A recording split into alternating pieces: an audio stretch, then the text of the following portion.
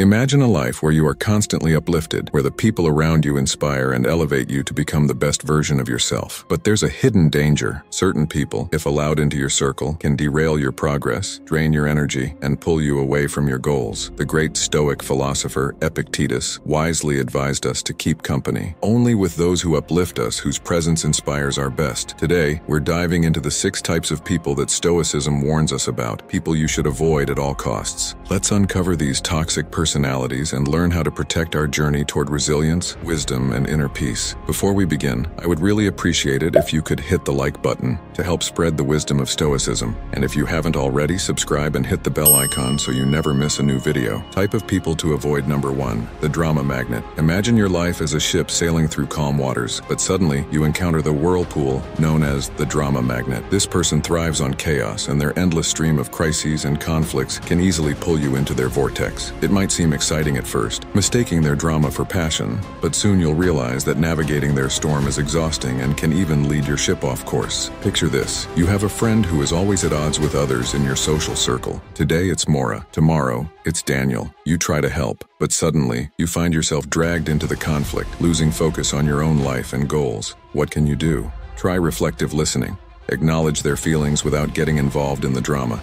You might say, "I hear that you're upset with Maura," without offering advice or taking sides. Another approach is to make yourself selectively unavailable. Seneca once said, "True happiness is to enjoy the present without anxious dependence upon the future." Marcus. When you encounter a drama magnet, steer clear of their whirlpool, maintain your course, and keep your journey towards tranquility and personal growth uninterrupted. Type of people to avoid. Number 2, the complainer. We all know that person, the one who always finds something to complain about. Whether it's the weather, their job, or the meal they just ordered, they never miss a chance to express dissatisfaction. But why should this concern you? Because negativity is contagious. It's like a leaky faucet, gradually depleting your emotional energy drop by drop. Let's put this into a real-life scenario. Imagine working on a team project with someone who constantly complains. Every meeting turns into a draining session of negativity, which quickly saps the team's morale and sidetracks your focus on finding real solutions. Stoicism teaches us to focus on actionable solutions, not on dwelling over problems. To protect yourself, limit your exposure to such individuals. If that's not possible, perhaps because they're a family member or a close colleague, mentally distance yourself. Think of their complaints as nothing more than passing clouds, temporary and powerless against the unshakable calm that is your inner peace. You can also steer conversations toward solutions or change the topic to something more constructive. Remember, as Marcus Aurelius said, you have power over your mind, not outside events. Realize this and you will find strength. Type of people to avoid. 3, the naysayer. You're painting the canvas of your life with vibrant colors, each stroke adding depth to your vision. Then the naysayer walks in. They glance at your work and begin critiquing it immediately. Are you sure about that color?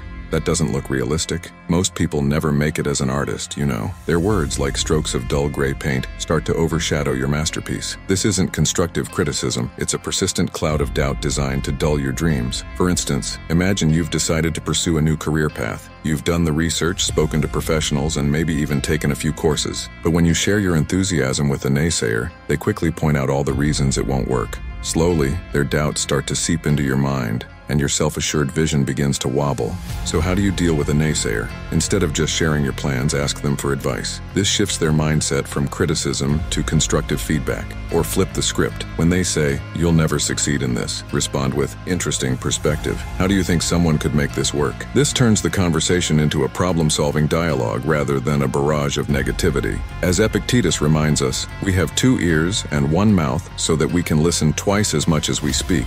Listen carefully, but don't let the naysayer's doubts become your own. Continue painting your life with the colors that resonate with you, and don't let anyone dull your vibrant masterpiece. Type of people to avoid. Number 4, the victim. Life is like a game of chess where each player has the same pieces and the same goal, to win. The victim, however, always blames the board, the pieces, or their opponent for their failures. In their story, they are perpetually in checkmate, not because of their choices, but because of forces beyond their control. Consider a friend who constantly blames their failed relationships on their ex-partners. They never take responsibility for their own actions, and as a result, they remain stuck in a cycle of blame and self-pity. Over time, this mindset can start to rub off on you, subtly encouraging you to adopt a similar outlook in your own life. So what's your move when dealing with a victim?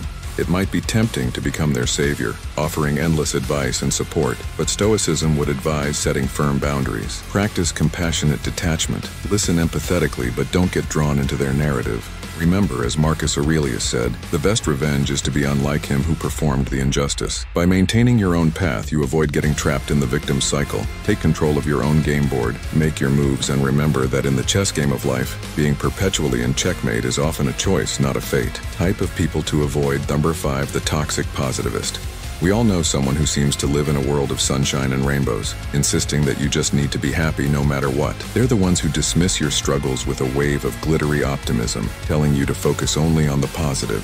Imagine your life as a garden. There are beautiful flowers, but there are also weeds and pests that need tending to. The toxic positivist, however, insists on ignoring everything that isn't a blooming rose. They tell you to ignore the weeds and just enjoy the flowers. But life isn't that simple.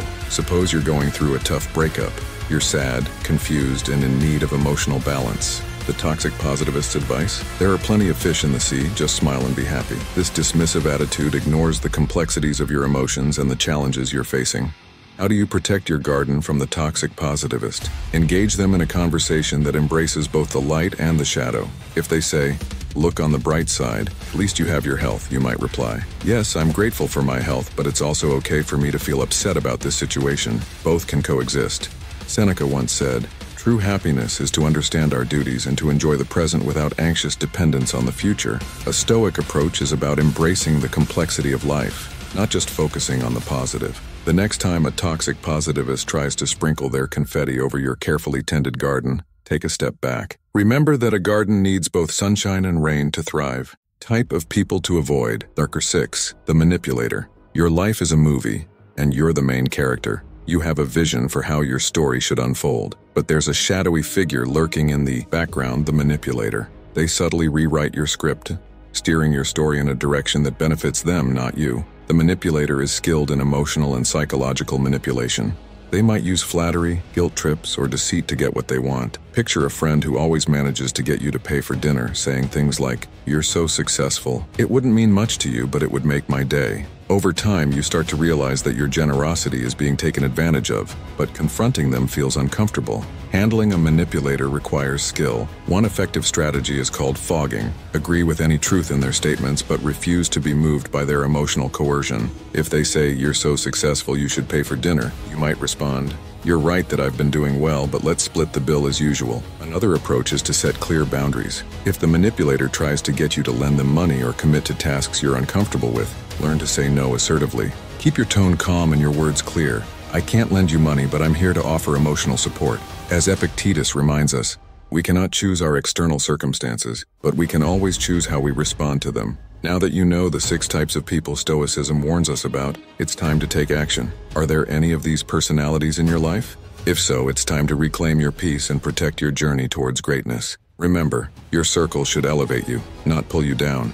If this video resonated with you, hit the like button and share it with someone who might need to hear this message. Let's spread the wisdom of Stoicism and build a community of resilient, wise individuals who are committed to personal growth. And before you go, make sure to subscribe and ring the bell so you never miss out on more content that empowers you to live a life of purpose. Leave a comment below and tell us, which type do you find the most challenging to deal with, and how will you handle them differently moving forward? Let's learn and grow together. Until next time, stay strong, stay wise, and keep your circle aligned with your virtues.